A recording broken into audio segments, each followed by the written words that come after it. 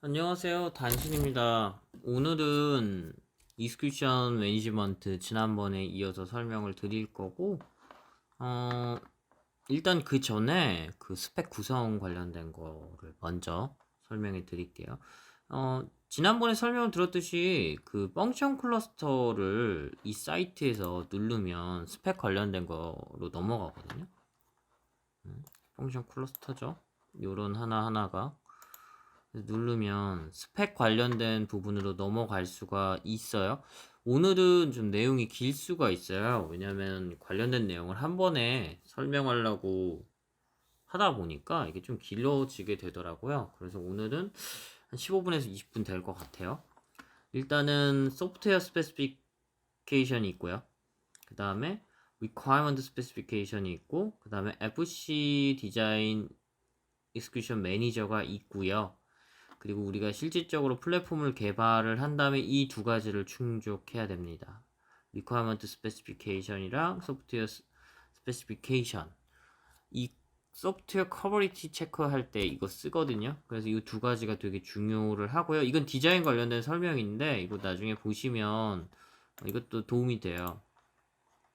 뭐를 지금 RS랑 SWS 중에서 뭐를 구현을 했냐 이거거든요. 이게 당연히 기준은 R21이겠죠. R21에 대해서 지금 있는 스펙이니까. 그래서 이제 그런 설명부터 시작을 해서 간략한 그 우리가 많이 그 컴공과 나오시면 보시는 게 UML 같은 거 많이 보실 텐데 그거에 대한 그림도 있고요. 전체적인 간략한 설명 같은 것도 있고 한 18페이지 정도의 설명이 있는데 이 부분은 자세하게 설명드리지는 않을게요. 오늘 디자인 자체를 논의하는 자리는 아니기 때문에 다시 돌아가서 보면 Requirement on Execution Management라고 있잖아요. 이제 RS라는 게 존재해요. 이 스펙 관련된 거는 이번만 설명하고 다음에는 설명 안 할 거예요. Requirement, 그러니까 요구사항 그 요구사항 관련된 스펙이겠죠. Requirement Specification이니까 이게 각각 번호가 매겨져 있어요. 그쵸? 이런 RS, EM 뭐에 대해서 번호가 있고, 디스크리션이 있고, 뭐 관계 설명이나 유스 케이스나 이게 있거든요. 그러니까 이 부분들을 다 커버리티 체크해서 만족을 해야 그게 이제 플랫폼으로서 정상적으로 인증이 될 수가 있어요. 인정이 될 수가 있어요. 그래서 이런 체크들은 다 OEM 같은 데서 하게 되고요. 그리고 이거는 소프트웨어 스페시피케이션인데 이것도 보면 번호가 여기 있죠. 이런 번호가 또 먹혀져요. 보시면 드래프트는 뭐냐면 아직 확정되지 않았다 이거거든요. 물론 이게 RS랑도 연관이 되게 되고요. 이런 값들을 다 만족해야 돼요. 그러니까 RS에 대한 그 모든 번호가 붙은 디스크립션이나 뭐 유스 케이스도 만족해야 되고 소프트웨어 스페시피케이션으로 명시된 이런 번호들도 다 만족을 해야 돼요. 그래야지 정상적인 플랫폼으로 인정을 받을 수가 있어요. 자, 이게 이제 스펙 구성이나 스펙 커버리티 체크하는 거 OEM에서 요거에 대해서 설명을 들었고, 그래서 이렇게 그럼 왜 번호나 이런 걸 왜 붙여서 왜 하냐? 이게 뭐 왜냐면 이런 게 정말 중요합니다. 스펙에서. 그러니까 그냥 말 그대로 주먹구구식으로 만드는 게 아니라 이런 식으로 정말 세부적으로 스펙을 다 만들고 정의를 한 다음에 소프트웨어를 만들어요. 이렇게 함으로써 그 퀄리티라고 하잖아요. 품질이라고 하죠. 소프트웨어 품질도 올리고 정말 이렇게 하나하나 체크를 하고 함으로써 그 다음에 진짜 그거죠. 표준화라는 게 사실 그런 거잖아요. 어떤 표준화 작업을 하는 거죠. 그래서 어떤 플랫폼을 다른 업체에서 만들었어도 이거를 만족시키면 그 표준화된 어떤 것들을 만드는 거죠. 그러니까 거의 비슷한 거죠. 결과적으로. 오토사라는 플랫폼을 비슷하게 동작하는 그런 것들을 만들 수가 있는 거죠. 자, 그래서 오늘 설명드린 내용은 정말 많잖아요. 진짜 이거 처음 보면은 그 생각밖에 안 듭니다. 이제 까만 건 글씨고 하얀 건 화면이다. 이 생각밖에 안 드는데 저도 이제 좀 읽어봤는데 너무 많아요. 너무 많고 내용도 솔직히 처음 보면 뭐 이해 가겠어요? 저도 이해가 안 가거든요. 그 좀 이제 한번 읽어보고 실질적으로 동작도 좀 보고 그 담당자랑도 좀 얘기 좀 해보고 그 다음에 뭐 이슈 같은 것도 받아서 좀 체크 좀 해보고 하면 그나마 좀 이해가 가지 사실 잘 이해 안 가요. 그래서 제가 그래도 뭐 1년 정도 일을 했으니까 그거 이해한 거 바탕으로 해서 설명을 드릴 거고, 그 중에서 중요한 그림 같은 것들을 제가 좀 뽑아봤어요. 4개 뽑아왔거든요.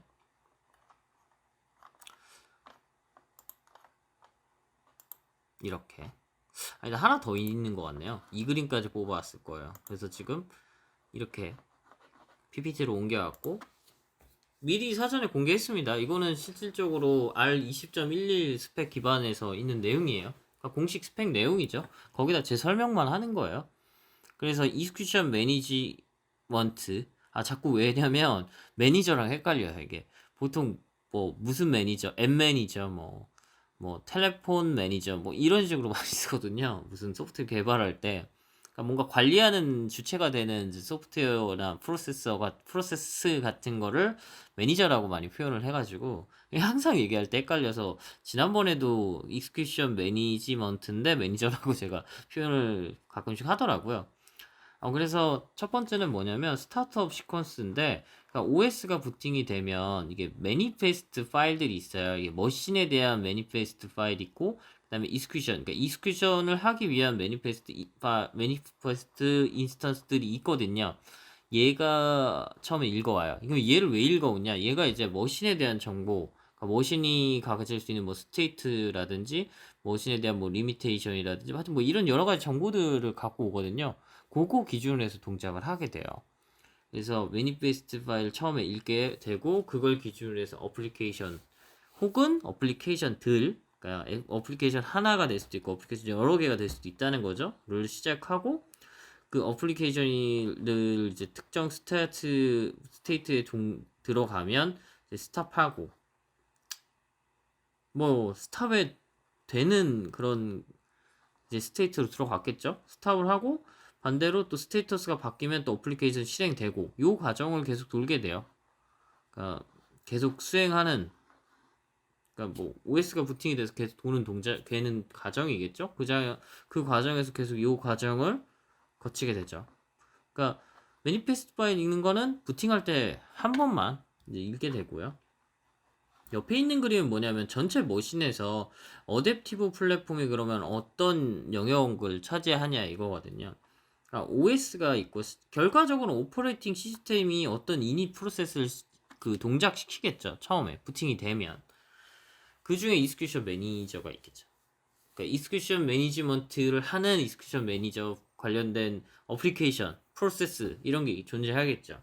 걔가 이제 우리가 지난 시간에 배운 이제 파운데이션이라든지 서비스 그 펑션 클러스터들을 수행시킬 거고, 이게 뭐 어플리케이션 존재하겠죠. 뭐 여기 그림처럼 된다면. 그리고 관련된 이제 여러 가지 어플리케이션 프로세스들을 수행을 하겠죠. 근데 이스큐션 매니지먼트를 통해 매니지먼트 과정에 의해서 동작하지 않는 프로세스들은 어댑티브 플랫폼 프로세서라고 볼 수가 없는 거죠. 그래서 얘네는 왜 존재하냐? 그냥 오퍼레이팅 시스템 동작하기 위해서는 기본 시스템이 있을 수도 있잖아요. 시스템 대문 같은 게 있을 수도 있고, 아니면은 뭐 파일 관리하는 파일 매니저라든지 뭐 하여튼 그런 것들이 또 별도로 필요할 수도 있거든요. 플랫폼과 관련 없이. 네. 근데 그런 거는 이제 어댑티브 플랫폼 영역의 프로세스라고 볼 수가 없는 거죠. 자, 3번 그림이 되게 중요한데 뭐냐면, 이스큐션 매니저가 가질 수 있는 스테이트라든지 아니면은 어떤 그 관리하는 방법, 프로세스들, 거기에 대해서 보여주고 있거든요. 일단 머신 하나에 여러 개의 펑션 그룹을 가질 수가 있어요. 다시 설명드릴게요. 머신 하나에 여러 개의 펑션 그룹으로 나뉘어요. 그러니까 아까 전에도 그림에 머신이 있었죠. 그럼 펑션 그룹은 뭐냐면, 그러니까 이게 머신이에요. 지금 A의 영역에 해당하는 게. 그렇게 보시면 돼요. 머신을 그냥 단순히 한 가지 하드웨어로만 할 수는 없고, 하드웨어 일부가 될 수도 있거든요. VM웨어처럼.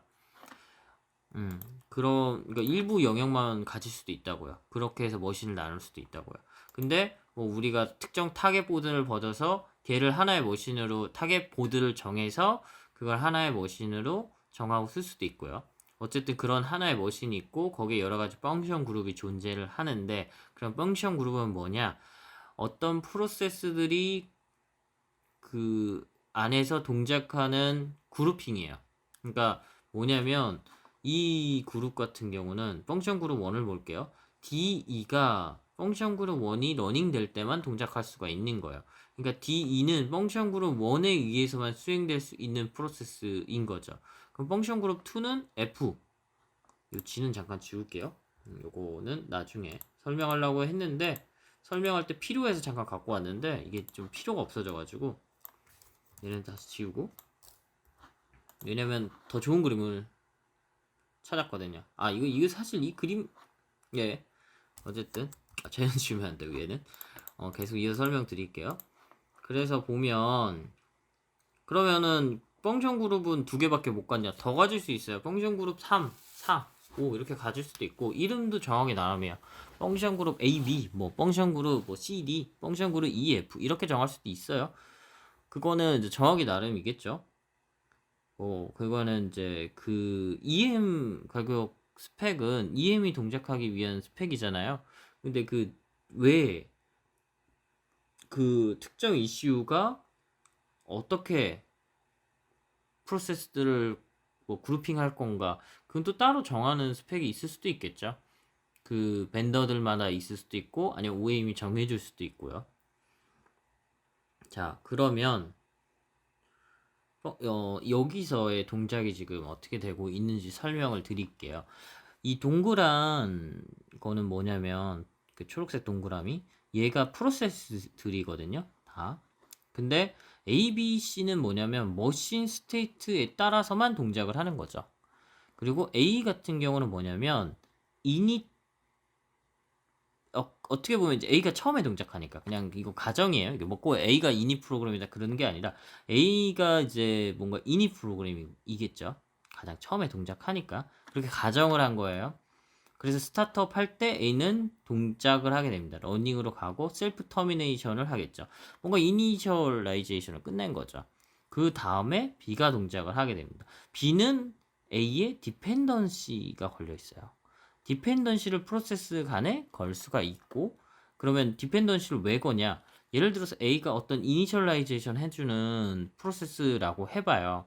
그러면 B 같은 경우는 그 특정한 값에 지난번 작업에서, 그러니까 지난번 만약에 머신이 꺼졌다가 오프 상태에서 켜져서 한번 동작하고 다시 오프로 갔다가 다시 스타트업 왔다고 가자 할게요. 그럼 B가 지난번 머신 스테이터스 상태를 가져온다고 생각을 했을 때 A가 뭐냐면, 아까 뭐라고 했죠? 이니셜라이전 해준다고 했죠. 이니셜라이제이션 할 때 뭘 할 수가 있어요?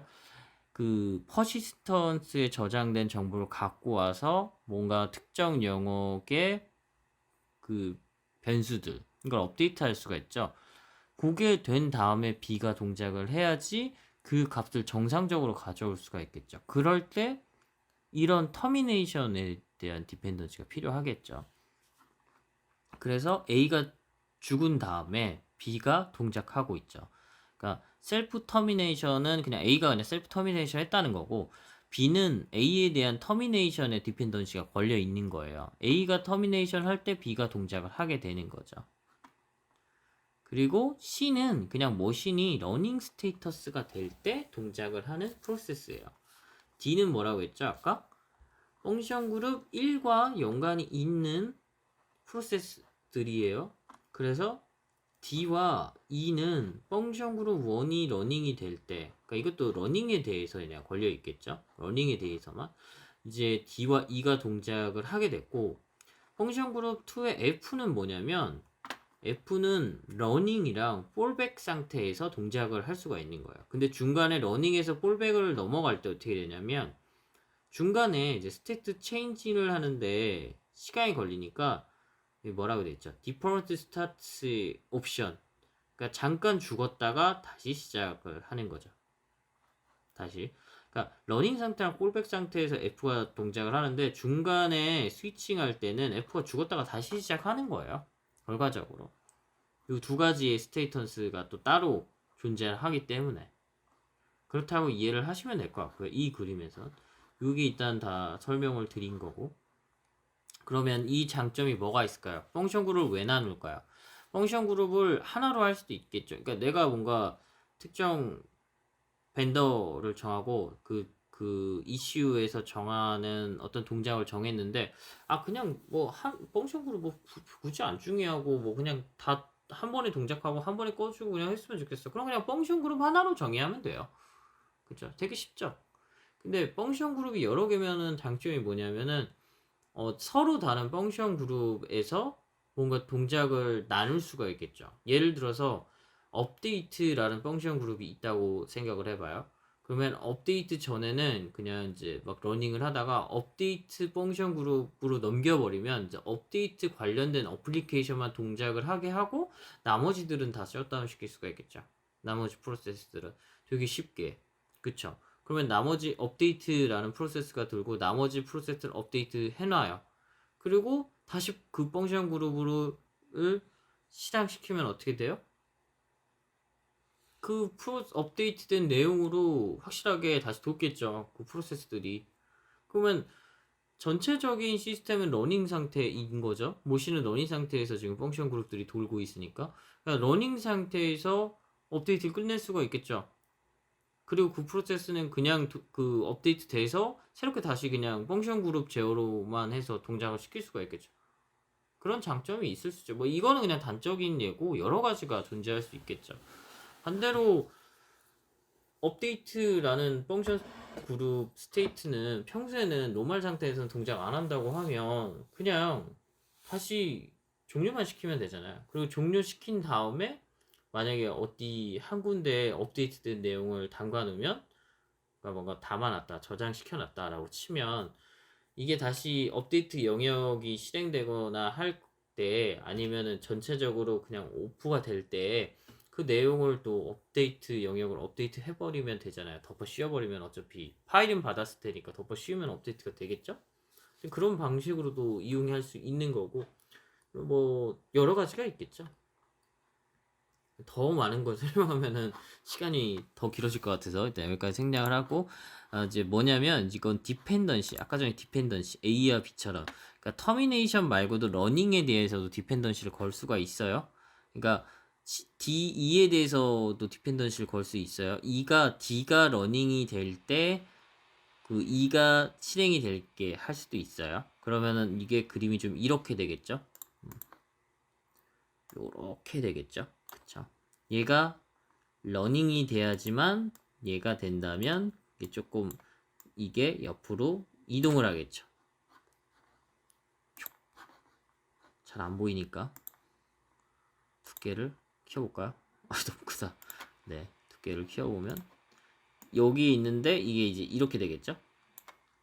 얘가 이제 러닝이 된다. 러닝에 대해서 디펜던시를 걸면 이런 식으로 걸 수 있는데 디펜던시 금지된 게 있어요. 서로 다른 펑션 그룹 안에서는 디펜던시 금지. 그러니까 F는 D에 대해서 디펜던시 걸 수 없어요. 반대로 그 다른 스테이터스에서 디펜던시 금지. 그러니까 이게 적당한 게 사실 그림이 없어서 그래서 이 그림을 갖고 왔거든요. 뭐냐면 자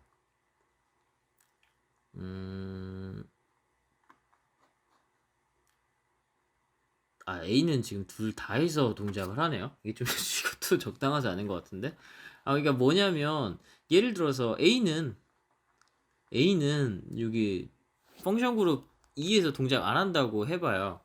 A가 만약에 펑션 그룹 2에 잠깐 잘못 말했어요. 폴백에서 동작을 안 하는 거죠. A가 펑션 그룹 2의 러닝에서만 동작을 하는데 B가 A에 대해서 디펜던시를 걸어버려. 그럼 어떻게 돼요? B는 수행 못 하겠죠. 왜냐면 A는 폴백에서 동작을 안 하는데 B는 폴백에서만 동작을 해버리니까 그게 금지라는 겁니다. 무슨 내용인지 알겠죠? 그래서 보면 FG가 A가 그 FG 러닝 상태에서 러닝 상태인데 B는 계속 여기서 실행을 안 되잖아요. A가 켜져 있어도. 근데 폴백으로 가면서 A가 다시 꺼졌다 실행이 되는데 B가 폴백 올 때 A가 실행될 때 디펜던시가 걸려 있으니까 수행이 되는 거예요.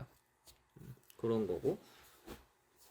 자, 그러면 디퍼런트 스타터 옵션도 이해가 되죠? 왜 죽었다가 다시 실행이 돼야 되는지. 그러니까 이런 케이스를 커버링 하기 위한 거겠죠. 그러니까 스펙을 만드는 사람들이 그냥 만들지 않아요. 되게 여러 가지에 대해서 고민을 하고 만들고, 마찬가지로 보면은 이거 이제 C랑 D에 대한 디펜던시인데, C는 이제 러닝 상태에서 지가 알아서 시작하고 끝나고 하거든요. 근데 이제 D는 러닝 상태에서는 뭐 얘가 디펜던시 걸렸어도 뭐 아무것도 못하는 거죠. 근데 지금 보면은 그 폴백 간 다음에 D가 죽었어요. 아, C가 죽었어요. C가 죽었는데 C 터미네이션에 D가 디펜던시가 걸려 있으니까 이제 폴백 상태에서 D가 수행할 수 있는 거죠. 이런 메커니즘으로 해서 이스큐션 매니저가 프로세스들을 관리를 하게 됩니다. 네. 일단은 오늘은 익스큐션 매니지먼트 동작에 대해서 간략하게 배워봤고, 이거 말고 사실 스펙은 되게 방대합니다. 뭐 어떻게 정말 뭐 리미테이션에 대한 것도 있고 정말 많은데, 정말 기본 중에 기본만 얘기를 했고요.